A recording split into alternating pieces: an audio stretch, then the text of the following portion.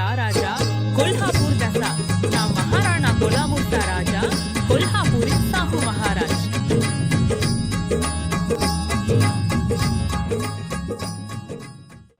இன்றிருந்து சுமார் 110 ஆண்டுகளுக்கு முன் நடந்த ஒரு சம்பவம் இது.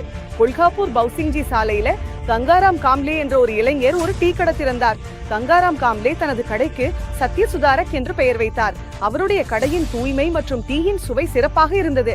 ஆனால் உயர்ந்த சாதியினரால் அவருக்கு புறக்கணிப்பு ஏற்பட்டது. ஒரு தலித் டீ ஊற்றுகிறான் என்பதில் அவர்கள் மிகவும் கோபமடைந்தனர். ஒரு நாள் திடீரென இந்த கடை முழு கொல்ஹாப்பூரிலும் பேசப்படும் விஷயமாக மாறியது. ஏனெனில் அந்த கடையில டீ குடிக்க வந்தவர் கொல்ஹாப்பூரின் மகாராஜா சத்ரபதி ஷாஹூஜி. கடந்த நூற்றாண்டின் தொடக்க காலத்துல இது சாதாரண விஷயம் அல்ல. ஏனெனில் 26 ஜூன் 1874 அன்று பிறந்த ஷாஹூஜி ஒரு சாதாரண ராஜா அல்லர். அவர்கள் மகா பிரதாபி சிவாஜி மகாராஜரின் வாரிசாவர். சமூக நீதி காவலர் ராஜர்ஷி சாஹு மகாராஜ், ராஜர்ஷி சாஹு மகாராஜ், மாபெரும் தலைவர் ராஜர்ஷி சாஹு மகாராஜ். வணக்கம் ஜி, நான் ஹர்ப்ரீத் கௌர். இன்று நாம் அந்த இந்தியாவை பற்றி பேசுகிறோம். இதில் இன்று முதல் 100, 125 ஆண்டுகளுக்கு முன்பு எத்தனை பேர் தங்களது பெயருடன் சமூகம் சீர்திருத்தியவர் என்ற பட்டத்தை வைத்திருந்தார்கள் என்று தெரியவில்லை. ஆனால் ஆழமாக ஆராய்ந்தால் உண்மை தெரியும். அவர்களின் செயல்கள் வெறும் பேச்சுகளுக்கு மட்டுமே கட்டுப்பட்டிருந்தன. ஆனால் ஒரு நிறுவனம் இருந்தது. அதில் சேர்ந்தவர்கள் பேச்சில் அல்ல, நேரடியாக தரையில் உறுதியான செயல்களில் நம்பிக்கை வைத்திருந்தார்கள். மகாவீர சத்ரபதி சிவாஜி மகாராஜரின் வம்சத்தவர் மகாராஜா சத்ரபதி சாஹூஜி அந்த நிறுவனத்துடன் தொடர்புடையவர்.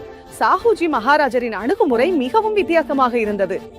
பலமுறை அவர் ஜாதிவாதத்தை நேரடியாக தாக்கினார். சில சமயம் அன்பாக விளக்க முயற்சித்தார். மறுபடியும் சில சமயம் நகைச்சுவையா தன் கருத்தை சொல்லிவிடுவார். அந்த காலத்துல பெரும்பாலானவர்கள் தீவிரமாக நம்பினார்கள், ஒரு தலித் ஒருவர் தொடினால் தங்களது மதம் கெட்டு போய்விடும் என்று. தலித் மக்களை கோவில்கள் மற்றும் பல பொதுவிடங்களில் செல்ல அனுமதிக்கவில்லை. ஆனா அந்த மகாராஜா சத்ரபதி ஷாஹூஜி தான் தன் ராஜ்யத்துல மட்டுமல்ல, தன் அரண்மனையிலும் இதற்கு எதிராக போராட்டம் நடத்தினார். ஒருமுறை அரண்மனையின் உள்ளே இருந்த குளத்தருகே ஒரு மராட்டா சிப்பாய், சாந்திராம் மற்றும் உயர்ந்த ஜாதியினரான சிலர் கங்காராம் காம்ப்ளேவை மோசமாக அடித்தனர். அவர்கள் கூறியது என்னவென்றால், தலித் இளைஞர் கங்காராம் அந்த குளத்தின் நீரை தொட்டு அதை அசுத்தமாக்கிவிட்டார் என்பதாகும். அந்த நேரத்துல ஷாஹூஜி மகாராஜ் கொல்லாபூர்ல இல்லை. அவர்கள் திரும்பி வந்தபோது கங்காராம் அழுதபடி தன் முழு கதையையும் அவரிடம் சொன்னார். இதை கேட்ட சாஹூஜி மிகவும் கோபமடைந்தார். அவர் சாந்திராமை குதிரை சவுக்கால் அடித்து வேலை விலக்கினார்.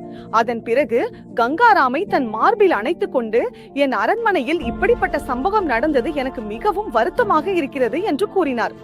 இந்த வேறுபாட்டுக்கு அவர் ஒரு பெரிய பாடம் கற்றுக் கொடுத்தார். அதே நாளில் பணம் கொடுத்து காம்ப்ளே என்பவரின் தேநீர் கடையை திறக்க செய்தார். மேலும் அவர் தானாகவே அங்கு சென்று தேநீர் குடித்து அந்த நம்பிக்கையை எதிர்த்து நிற்க முடிவு செய்தார். சாஹூஜி நன்கு புரிந்திருந்தார், சமூகம் கட்டளைகளால் அல்ல, ஆனால் தெளிவான செய்திகளும் உறுதியான முயற்சிகளாலும் தான் மாறும். சாஹூஜி மகாராஜ் தாமும் தேநீர் குடிப்பதோடு மட்டுமல்லாம உயர் சாதி ஊழியர்களுக்கும் அதே தேநீரை குடிக்க வைத்தார். ராஜாவுக்கு யார் எதிராக சொல்வது? நீங்க யோசிச்சிருக்கலாம், இன்றிருந்து 100, 125 ஆண்டுகளுக்கு முன்பு எப்படி திடீரென சத்ரபதி சிவாஜி மகாராஜரின் வாரிசான மகாராஜா சத்ரபதி சாஹூஜியில் இந்த மாற்றம் வந்தது? எப்படி அவர் சமுதாயத்தின் வேதனையை புரிந்து கொண்டார்? எப்படி அவர் இந்தியாவில் நிலவிய ஒரு நிலையான கருத்தை உடைக்க வெளியே வந்தார்? சொல்வார்கள், தண்ணீரின் மூலங்கள் மழை, அருவி, நதி மற்றும் கிணறு என்பவை. அதுபோல உயிரின் மூலங்கள் நூல்கள். இதே போல் தீமையான பழக்கங்களை எதிர்க்கும் போது ஒரு சிந்தனையின் மூலமும் அவசியம். கொல்ஹாப்பூரில் ஜாதிவாதமும் தொட்டு துளக்கும் பழக்கமும் உச்சத்தில் இருந்த போது, அதே சமயத்தில் 4920ஆம் ஆண்டு நடந்த ஒரு சம்பவம் இது. சத்ரபதி ஷாஹூஜி மகாராஜ் இங்கிலாந்து செல்லும் போது அவருக்கு ஜோத்பூர் அரசர் பிரதாப் சிங் மகாராஜ் சந்தித்தார்.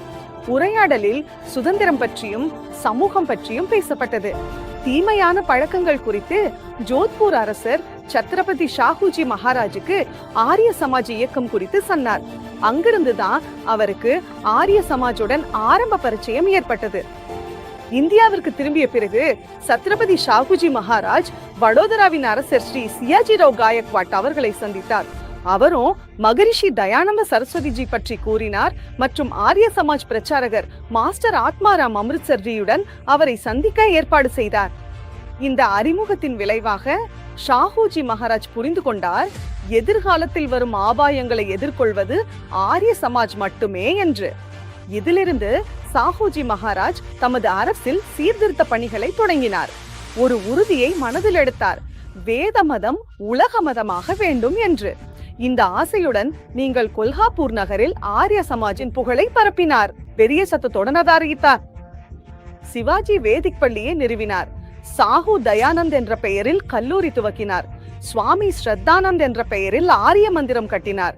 மாடுகளை கொல்வதை தடை செய்யும் சட்டத்தை அமல்படுத்தினார். அந்த காலத்தில் மிகுந்த தாக்கம் கொண்ட ஒரு செயல் என்னவென்றால், அவர் கொல்ஹாப்பூரில் 26,000 சத்யார்த்த பிரகாஷ் நூல்களை அச்சடித்து தமது அரசில் உள்ள அனைத்து மூத்த அதிகாரிகளுக்கும் வழங்கினார். சத்யார்த்த பிரகாஷ் நூலை படிப்பதும் அதற்கான தேர்வும் கட்டாயமாக்கப்பட்டது.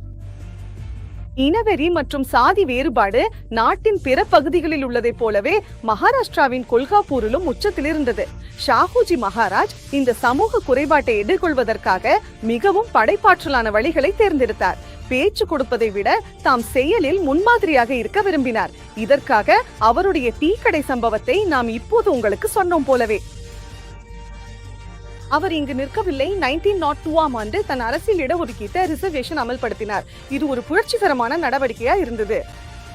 அவர் அரசு வேலைகள்ல பின்தங்கிய சாதியினருக்காக 50% இடஒதுக்கீடு வழங்க முடிவு செய்தார். இது ஒரு முக்கியமான தீர்மானமாக இருந்தது. இது பின்னாளில் இடஒதுக்கீட்டை அரசியலமைப்பில் சட்டப்பூர்வமாக ஏற்படுத்தும் பாதையை காட்டியது. தன் ஆட்சி பகுதியில் எந்த ஒரு வகையான தொட்டு தடை சூச்சு பொதுமக்கள் இடங்களில் சட்டப்படி தடை செய்யப்பட்டது. அனைத்து சமூகங்களுக்கும் உபநயனம் மற்றும் வேத படிப்பை ஏற்பாடு செய்தார். எல்லா எனப்படும் உயர்ந்த மற்றும் தாழ்ந்த சமூகங்களை ஒருங்கிணைத்து அவர்கள் அனைவரும் சமய விழாக்களில் கலந்து கொள்ள ஊக்குவித்தார். பின்தங்கிய சாதியினருக்கு உயர்கல்வி பெறுவதற்காக கல்வி உதவித்தொகை வழங்கினார். அதே உதவித்தொகையால் டாக்டர் பீம்ராவ் அம்பேத்கர் வெளிநாட்டில் சென்று PhD செய்யும் வாய்ப்பு பெற்றார். கவனிக்க வேண்டும், டாக்டர் அம்பேத்கர் அவர்களுக்கு இந்த உதவித்தொகை மாஸ்டர் ஆத்மாராம் அமிர்த்சர் அவர்களின் உதவியால் கிடைத்தது. அவரை சாஹூஜி மகாராஜுக்கு வடோதரா அரசர் அறிமுகப்படுத்தினார். தேதி 8 மார்ச் ஆண்டு 1920. அப்போது சௌராஷ்டிரத்தின் பவ்நகர் நகரில் ஆரிய சமாஜின் அகில இந்திய ஆரிய சபை மாநாடு நடைபெற்றது. இந்த மாநாட்டின் முக்கிய விருந்தினராக வந்த சாஹூஜி உரையாற்றினார். நண்பர்களே, நாம் சிறிது இந்தியாவின் வரலாற்றை நோக்கி பார்ப்போம். 1000 ஆண்டுகளுக்கு முன்னிருந்த இந்தியாவும் இன்றைய இந்தியாவும் பூமி மற்றும் ஆகாயம் போல் வித்தியாசமாக உள்ளன. இன்று வீரத்தும் ஜெயின் தர்ம நெறியும் மனந்திருந்த தன்மையும் நல்ல பண்புகளும் மறைந்துவிட்டன. ஆயிரக்கணக்கான தவறான பழக்கங்களும் மற்றும் பழமைவாத மரபுகளால் நிரம்பிய இந்தியாவை பார்த்து ஆச்சரியப்படுவதில்லை. குழந்தை திருமணம், பல திருமணங்கள், பெண்களுக்கு கல்வி மீது தடைகள், வர்ணாசிரம தர்மத்தின் குழப்பம் போன்ற பல்வேறு ஆபத்தான பழமைவாதங்கள் இன்று சமுதாயத்தை உயிரற்றதாக மாற்றிவிட்டன. தன் உரையின் முடிவில் அவர் கூறினார், வேதிக மதமே நாட்டை விழிப்பூட்ட முடியும். சுவாமி தயானந்தர் அவர்கள் கூறிய இந்த மதம் உலகளாவியதாகும். இருப்பினும் இதற்கு முன்பே சாஹூஜி மகாராஜ் 4918 டிசம்பர் 14ஆம் தேதி தனது உரையில் ஒவ்வொரு மனிதருக்கும் பயிற்சி மற்றும் சிந்தனை சுதந்திரம் இருக்க வேண்டும் என்று கூறியிருந்தார். ஆரிய சமாஜ் இதற்கு அனுமதி அளித்தது. ஆனால் விரூபிக்கப்பட்ட இந்து மதம் இதற்கு அனுமதி அளிக்கவில்லை. அதனாலதான் பாண்டிய பூஜாரிகள் பின்பற்றும் மதம் மக்களுக்குள் பிளவை ஏற்படுத்துகிறது. ஆனா மகரிஷி அவர்கள் கூறிய வேதிக மதம் மக்களை ஒன்றிணைக்கிறது. இன்று மக்கள் கூறும்போது ஷாஹூஜி மகாராஜ் அந்த காலத்துல இந்த சமூக நீதி என்ற கருத்தை ஏற்றுக்கொண்டார் என்று சொல்கிறார்கள். ஆனால் அவர்கள் இந்த உண்மையை புறக்கணிக்கிறார்கள். அதாவது சாஹூஜி மகாராஜ் ஜாதி ஆதிக்கம், ஆணாதிக்கம் மற்றும் மத ஆதிக்கத்தை நிராகரித்தார். அவை ஜாதி, பித்தம், அதிகாரம் அல்லது ஒரு குறிப்பிட்ட ஜாதியின் உரிமை என்று கருதப்பட்டன. தம் கருத்துக்கள்ல அவர் வேத கருத்துக்களை நவீன உலர்ந்த பாரம்பரியங்களுடன் இணைத்து இது பழைய இந்து கருத்துக்களின் மறுபிறவி அல்ல, மாறாக குடியுரிமை என்ற கருத்துக்களுடன் தொடர்புடைய ஒரு புதிய நவீன சமுதாயத்தின் கற்பனை என்று விளக்கியார். 1922 மே 6ஆம் தேதி ஷாஹூஜி மகாராஜ் மறைந்தார்.